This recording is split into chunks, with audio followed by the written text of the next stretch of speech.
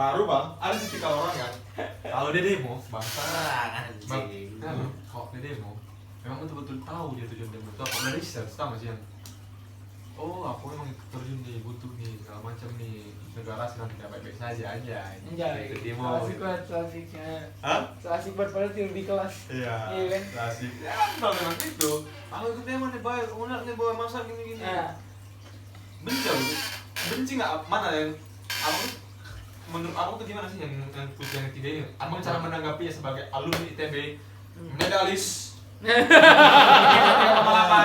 ada penekanan di situ ya. Ada penekanan ya. Pola pikir orang itu gimana gitu bang? Aduh, nanti kalau misalnya gua ngomong gini disangkanya gua Ya nggak apa-apa. Takut banget berbicara. Orang abang. Negara demokrasi nih. Enggak, boy, itu intro sih. Oh. Oke. Oke, ditarik gua ke pancing kita. Itu intro sih. Soalnya lu dari tadi denial mulu ya diajak ngomong Nah, anjing. Kalau gua Jadi denial kita pasti kayak gua males minta lagi. cut. Kalau gue delay pasti gue minta cut. Jadi kalau menurut gue sih gini ya, maksudnya kalau dilihat dari sudut pandang ya apa ya, ya meskipun ya nilai gue segitu gitu kan, Anjay, cepet. tapi jujur gue aktif di banyak organisasi. Alhamdulillah. Terus bang? Nah jadi maksudnya buat para yang menyangka gue ambiser atau ambis, ya lo tau gak sih istilah ambis? Nah ya itu ya gue sebenarnya gak kayak gitu juga gitu. Nah jadi kalau menurut gue sih sebenarnya ya menanggapi hal tadi itu kalau menurut gue sih ya yang paling bener ya udah lo demo nggak apa-apa, tapi ya paling bener sih ya idealnya lo tahu tujuannya. Tapi menurut abang, Tapi serba salah juga. Hah? Masalah lo tahu tujuannya itu dikit. asli bang. Cuma Nah. 20% paling gitu loh. Sedangkan demo itu Berapa? Paling 20% kalau nggak tahu tujuan itu bang. nggak nyampe. Percaya nggak bang? Nggak nyampe. Nggak nyampe ya? Nggak nyampe. Nah makanya ya udah, karena demo itu nggak akan kuat kalau nggak ada masa atau Ikutin aja semua gitu ya. ikutin aja semua kan, ya meskipun dia tahu atau nggak tujuannya. Tapi menurut abang, pandangan abang nih bang, sebagai anak ITB, Dalis. Halus, tahu saja ya. sebagai PK 3,8, Heeh. menurut abang, demo yang sepanjang yang abang lihat lah, yang atau bahkan abang dilakuin di Indonesia, ini konsep seluruh Indonesia, ada nggak sih konteks demo yang memang betul-betul demo dan mengangkat tanda kutip agent of change tadi sebagai mahasiswa gitu? Berapa tahun sih bang? Tidak ada. Tidak ada ya? Tidak ada. Abang ada nggak sih? Kalau menurut gue sih nggak ada.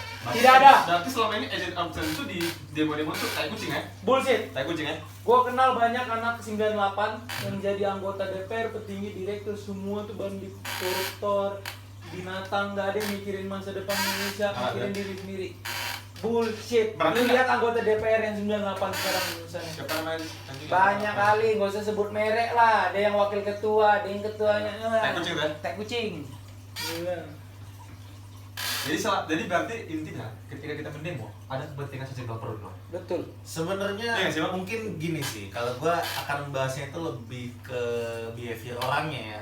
Karena gini bang, kita di posisi kalau mahasiswa, posisi mahasiswa di pendemo itu adalah sebagai orang yang tertindas Asli. atau sebagai pembela wong cilik atau sebagai pembela rakyat kecil, pembela kaum tertindas. Benar. Tapi ini kalau dari kata Paulo Freire namanya, Anjir. Siapa nih? Kalau pernah siapa nih? ya adalah Butuh latar belakang dong aku siapa nanti? Iya. Nenek Oh, aku. gila. Tahu saya aku. masalahnya gue nggak tahu juga sih. Tapi dia itu pernah nulis buku namanya Pedagogy of the Oppressed Anjay. atau pendidikan kaum tertindas namanya. Nanti ya bukunya udah susah dicari sih. Mahatma Gandhi gitu ya? Bukan. Bukan, tapi beda banget. Beda. Nah jadi menurut dia itu tuh orang yang tertindas itu kecenderungannya dia akan menggulingkan kaum yang menindas dia. Dalam hal itu waktu itu pemerintahan Orde Baru yang katanya dalam tanda kutip zolim. Oke. Nah akhirnya udah mahasiswa dengan sekelompok masyarakat kecil berbondong-bondong menindas pemerintah. Gimana caranya menggulingkan pemerintahan pada saat itu? Oke. Karena kondisinya terus memburuk, krisis ekonomi dan sebagainya. Akhirnya Soeharto mengundurkan diri. Nah pada saat itulah tergantinya kekuasaan itu dari Soeharto ke B.J. Habibie pada waktu itu. Nah itu jadinya yang tadinya tertindas tadi, nah mereka yang dipercaya, yang provokator tadi, mahasiswa tadi dipercaya untuk naik jabatan ke atas. Nah tapi yang mereka tidak sadarkan adalah ketika mereka udah di atas, Apa yang terjadi? mereka menindas balik. Malah jadinya gitu. Jadi konteks tadi, aku potong sedikit, konteks tadi yang ketiga aku bilang tipikal orang yang dekat dan dia memang betul-betul pure dari hati pengen untuk mendemo, menunjukkan, untuk melindungi lah kata apalah itu yang embel-embel yang pengen agent of change, sebenarnya tidak ada katanya. Tidak ada. Sebenarnya Jarang lah. di awalnya mungkin ada. Tekankan lah. Enggak, gini. Di awalnya mungkin ada. Di awalnya mungkin ada kayak anjir niat gua pengen membela rakyat kecil dan sebagainya. Nah, tapi yang dia nggak punya itu satu. Sudut pandang kaum yang memang menjawab pada saat itu. Itu yang dia nggak punya. Kecuali orang yang bisa ikhlas atau emang dari hati, dia memang pernah di atas, pernah menjabat, dan pernah di bawah. Itu baru dia bisa tulus, dia bisa tahu dua sudut pandang itu gitu. Tapi kalau dia nggak tahu, ya kecenderungannya gitu tadi. Jadi bisa kesimpulan Looping aja. Bisa kesimpulan sebenarnya pemimpin yang benar itu adalah pemimpin yang dari titik nol ya. Titik nol dan lebih ke arah istiqomah sih. Dia tetap Kok mata istiqomah apa non muslim dong? Ayo, apa istiqomah? enggak, dia tetap konsisten. Jadi dia tetap mempunyai berbagai sudut Asli. pandang. Kayak gitu sih. Karena jangan sampai kita membawa sudut pandang yang dari bawah, kita menggulingkan ke atas kebijakan yang nggak benar. Nah begitu kita yang di atas, malah kita juga membuat kebijakan yang sama. Tapi karena kita udah PW lah istilahnya posisinya. Masih enak ya? Iya kayak gitu kan. Nah akhirnya lupa tuh awalnya. Biasanya kan gitu ya. Jadi pas udah dibawa menjerit-jerit pelontang-pelontang minta tolong, ayolah kita gulingkan ini karena ini udah tidak adil. Tapi pas mereka yang di atas, mereka juga nggak bisa bikin adil ternyata. Kayak film Hunger Games Jadi- ya, jadi- Katniss Everdeen. Iya, jadi aku kerucutkan nih bang. Katniss Everdeen ya. Jadi aku kerucutkan nih bang. Yang itu waktu itu kan. Aku kerucutkan nih bang. Perlu masih anjing demo anak mahasiswa anjing. Nggak perlu. Ya kalau dibilang perlu atau enggak, itu tuh sebenarnya lebih ke bisa jadi perlu bisa jadi enggak kalau menurut gua. Oke. Harus tegas banget. Hitam putih nih, lagi hitam putih nih. Oh. Perlu apa enggak? Hitam putih ya.